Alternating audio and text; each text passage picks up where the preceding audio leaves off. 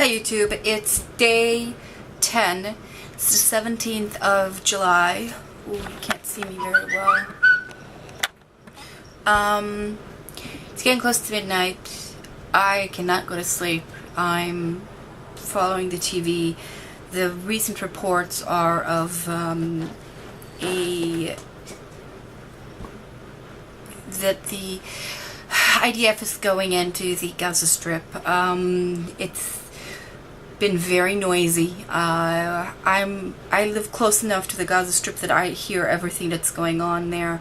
Well, not everything, but I hear what's going on, and it's just making me feel very, very, very anxious. We had this morning. It's been a very, very, very hectic day. The day started off basically with, yesterday they asked for a humanitarian ceasefire, and Israel granted that. So for 5 hours from 10 to 3 o'clock, 10 o'clock in the morning, 10 a.m. to 3 p.m. there will be supposedly ceasefire, and they shot rockets before, and they started shooting up at it was 2:59, 2:58. It wasn't even 3 o'clock yet. In the morning, this is a pitiful, not pitiful. I can't pronounce the word right now. This morning there was, near the Gaza Strip, on the borders, they dig tunnels. This is really stressful. And what these tunnels, there's been several kinds of tunnels. There's the tunnels that you have from going from Egypt from the Sinai basically to underneath the border and into the Gaza Strip, and they've been using those tunnels to basically smuggle in not only weapons and stuff like that, but also like goods, different kinds of goods that they can make money off of. And the other kinds of tunnels that they used to dig were Israel still occupied before 2005 in the Gaza Strip. They would dig tunnels underneath where the army was sitting. Sitting on the borders, and to explode and to kill as many soldiers as they could, Israeli soldiers. And these tunnels, it's amazing. I mean, when you look at the tunnels and you look at the pictures, it's just unbelievable. I mean, I'm going to focus in this video talking about the tunnels because it's just I mean, we kind of knew that they were digging tunnels, but it was never a real threat until now, because now it's been you know, they tried to get into the kibbutz Zikim, they come through the ocean, so they had divers, and that was luckily enough was able to, they were able enough to block the attack and kill the terrorists. They were coming in through the ocean. And today, the tunnels, they basically had a tunnel going underneath near kibbutz Sufa, which is in the surrounding area around, out in Israel, but surrounding the Gaza Strip.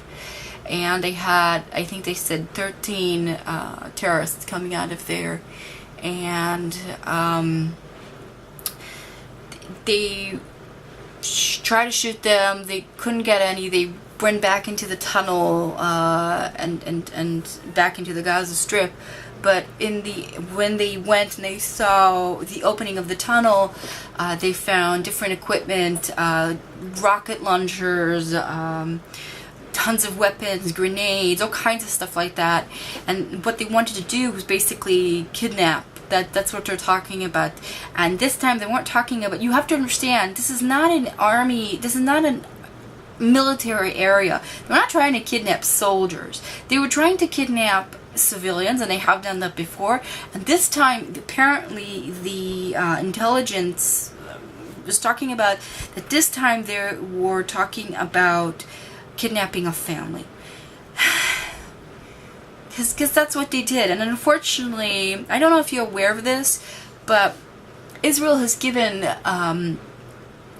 traded in the past, and the trades were very, very uneven, because Israeli culture values life, values the sanctity of the dead. I think not only it doesn't really matter if it's in the Jewish tradition or like the Druze or there are Arabs within the and Bedouin within the IDF. In fact, there's an entire unit that's made out of Bedouin because they have their culture. They're really good about navigating and in the desert and stuff like that. They have these amazing capabilities, and they're in the IDF by choice, I think. It doesn't matter because in the culture and the philosophy of the IDF is you don't leave men behind, you don't leave bodies behind. And so there's been a situation where we've traded 600 prisoners that were part of some kind of terror activity for 3 bodies. And recently we gave like 1,000 prisoners back for 1 soldier. Okay, this is the basic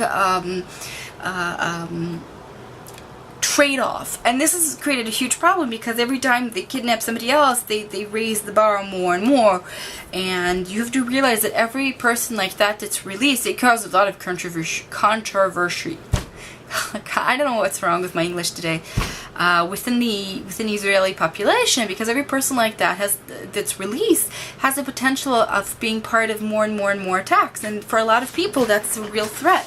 And some of these people were connected directly with killing families. Like I think in the recent when they let out people, there was a horrible incident where they killed a family. They killed 2 young boys. They killed a baby, the mother, the father. 2 boys, I think, were saved, and the 12-year-old or 14-year-old daughter, who was at a friend, was also did not get harmed. But the person who was responsible to killing them basically was let out in the recent trade-off. I mean, this is the problem. And Israelis are not, the sanctity of life is something really big here. Back to the point. Anyways, these tunnels are really scary. I mean, rockets are one thing, and I think that has to do with, God forbid a rocket lands on you. You're in Israel, you're taken care of, or you're dead, and if you're dead, you're dead. But if you're harmed, then you're taken care of, you're taken to the hospital, and that's the process. But if you get kidnapped, God only knows, and how they will treat you. And this isn't exactly a culture that's known for its humanitarian treatment within its own people, let alone people that they consider, their enemies. So why am I shaking? I'm shaking slightly.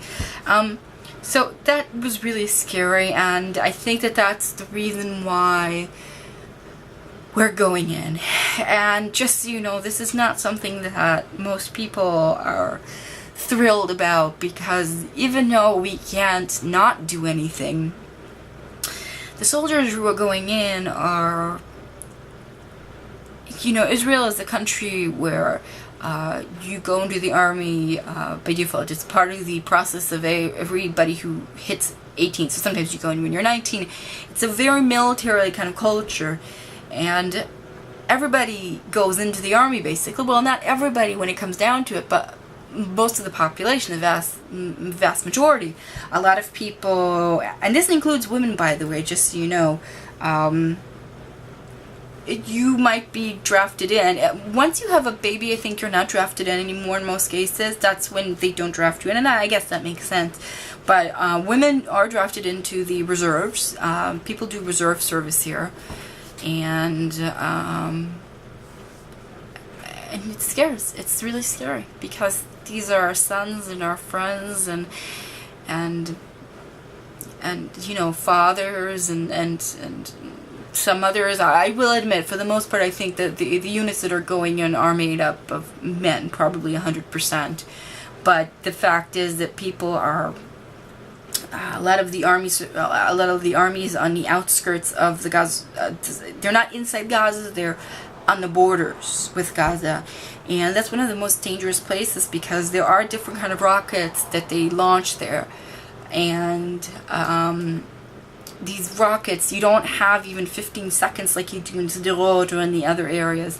You literally have seconds, and sometimes there's not even an alarm or a siren going off, so you don't even have time to hit cover, and people have died like that because there's really no time to hit cover. It's really anxious. It's really distraughting. You know, it's not. We can't not do anything. We have to take care of these tunnels because they're a real threat. But at the same time, a lot of people know that the end result of going into the Gaza Strip, even if it's a very small, focused operation, is going to result with casualties, and it's not something that you can ignore. At least most of the people that I know can't ignore this.